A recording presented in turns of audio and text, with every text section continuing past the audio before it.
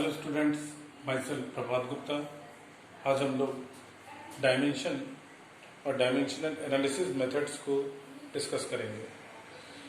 इस टॉपिक में हम लोग डायमेंशनल एनालिसिस मेथड में इसके मेरिट्स, डिमेरिट्स, इसके एप्लीकेशंस डिस्कस करने जा रहे हैं। तो फर्स्ट ऑफ ऑल स्टार्ट करते हैं with the definition of dimension. Dimensions जैसे कि हमारे पास बहुत सारी फिजिकल क्वांटिटीज होती हैं, ठीक है। उन फिजिकल क्वांटिटी के करस्पॉन्डिंग हमने कुछ 7 फंडामेंटल फिजिकल क्वांटिटीज डिस्कस की हैं। उन 7 फिजिकल क्वांटिटीज को हम डायमेंशन कहते हैं। तो हम यहाँ पर ये कह सकते हैं कि डायमेंशनल एनालिसिस मेथड या डायमेंशन बेसिकली एक फिजिकल क्वांटिटी को रिप्रेजेंट करने के लिए एक दूसरा मेथड है, ठीक है, जिसमें कि हम लोग जो अपनी फंडामेंटल क्वांटिटीज हैं उनको ही फंडामेंटल डायमेंशन कहते हैं, और इनसे जो डिराइव होती हैं उन्हें डिराइव्ड डायमेंशन कहते हैं, ठीक।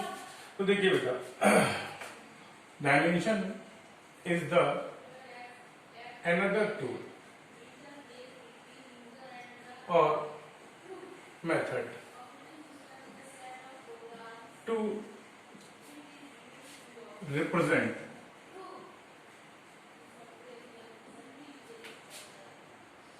any physical quantity.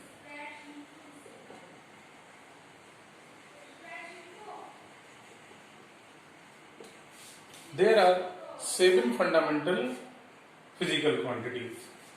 So, in 7 physical quantities के corresponding 7 basic dimensions आती हैं।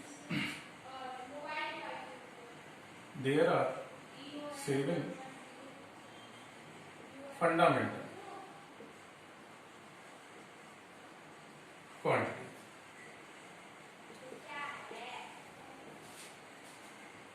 ओके, तो देखिए बेटा, स्टार्ट कर सकते हैं फंडामेंटल क्वांटिटीज से। Mass, length, time, temperature, electric current,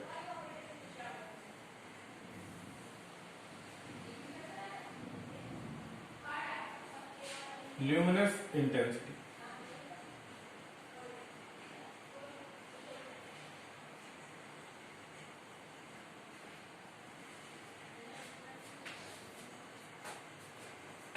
in SI system both have all of the units, mass as the unit kilogram, length as the unit meter, time as the unit second, temperature Kelvin, electric current ampere, luminous intensity candela.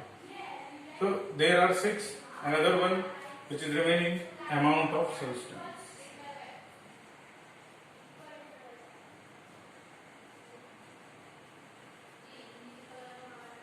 Amount of substance, इसकी unit होती है बेटा mole, MOL। अब देखिए बेटा, इन 7 fundamental quantities के corresponding हमने 7 डायमेंशंस दिए हैं। Dimensions are always represented by square brackets. So देखिए बेटा, हम यहाँ पर मास का कैपिटल M ले लेते हैं, लेंथ का कैपिटल L ले लेते हैं। तो ये मास की डायमेंशन को रिप्रेजेंट करेगी, ये लेंथ की डायमेंशन को रिप्रेजेंट करेगी।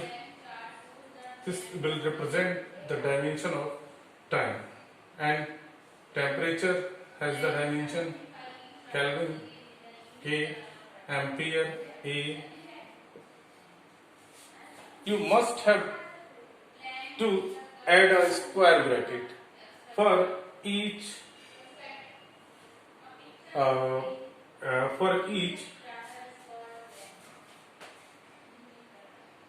unit. So we will always keep them in a square bracket.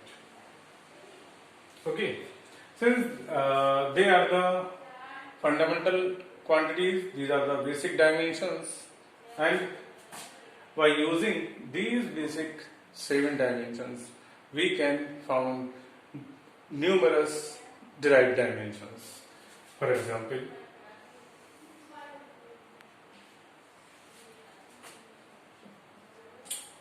now we can discuss about the derived dimensions. Derived dimensions are the dimensions of derived physical quantities such as speed.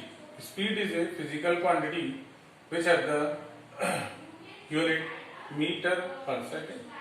So meter is the meter is corresponding to the length and second is corresponding to the time. So its dimension will be m l over t. अब हम इसे simplify कर सकते हैं LT minus 1 and so many other, just like as force. हम force की बात भी कर सकते हैं, तो फोर्स के केस में F is equals to ma. M capital M. Acceleration LT minus 2. Acceleration is defined as the change in velocity per second. तो its dimension acceleration की LT minus 2. So the combined, अब हम इन्हें combine कर सकते हैं. So its dimension is MLT minus 2. So by using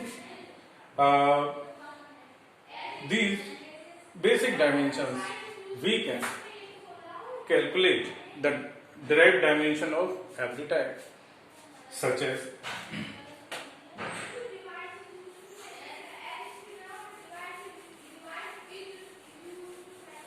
because हमारे पास ना बहुत सारी फिजिकल क्वांटिटीज होती हैं और हमारे पास उनके करस्पॉन्डिंग कुछ यूनिट्स होती हैं.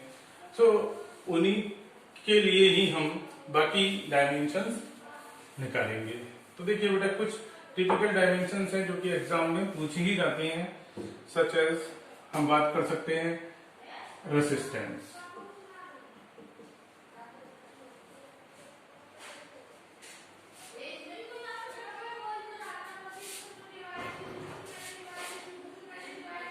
वोल्टेज.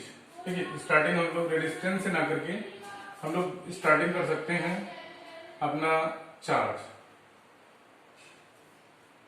चार्ज की डायमेंशन होती है Q इज इक्वल्स टू, आपको इसके फार्मूले याद रखने पड़ेंगे, I into T, current into time, current electric current, ampere, time की टी. इसी तरह से हम लोग वर्क की डायमेंशन निकाल सकते हैं. वर्क की डायमेंशन होगी बेटा W is equals to force into displacement. Force की डायमेंशन होगी ml t minus 2. Distance, distance की डायमेंशन होगी बेटा L. So this will be ml square t minus 2. Okay, इसी तरह से हम लोग निकाल सकते हैं बेटा वोल्टेज. वोल्टेज और पोटेंशियल डिफरेंस. वोल्टेज और पोटेंशियल डिफरेंस में एक माइन्यूट सा डिफरेंस होता है, बट उन दोनों की यूनिट सेम होती है तो डायमेंशन भी सेम होगी. तो अगर हम इसको यूज करें तो देखिए बेटा, हमारे पास वर्क की डायमेंशन है ml square t minus 2. Charge की डायमेंशन है 80. जब हम इनको यूज करेंगे तो आपको मिल जाएगी बेटा ml square t minus 3 a minus 1. और ध्यान रखिएगा आपको ये स्क्वायर ब्रैकेट जरूर लगाना. नाउ इसके बाद हम कुछ और इंपॉर्टेंट निकाल सकते हैं, जैसे कि resistance. Resistance is defined by the Ohm's law. Ohm's law के according R is equal to the ratio of potential difference to the electric current. Potential difference has the dimension ml square t minus 3 a minus 1, and then current has B. So इनको simplify कीजिए, ml² p - 3 a - 2. This is the dimension of resistance. Okay. तो इसी तरह से capacitance एक और passive component होता है हमारे इलेक्ट्रिकल सर्किट्स में. Capacitance is denoted by C and its formula is C is equals to Q by V. अगर हम इसको यूज करें तो चार्ज की हो गई बेटा AT और वोल्टेज की होती है आपकी ये ml² t - 3 a - 1. इसको सॉल्व करिए. We will get m - 1 L - 2 T4 a². This is a very simple method. In simple basic dimension से हम बाकी सारी ड्राइव डायमेंशंस मेजर कर सकते हैं. Okay, in the next lecture we will discuss about the different applications of dimensions. और इसके अलावा आप और भी बहुत सारी डायमेंशंस अगर आपको उनके फार्मूले याद हैं तो आप कर सकते हैं. Thank you.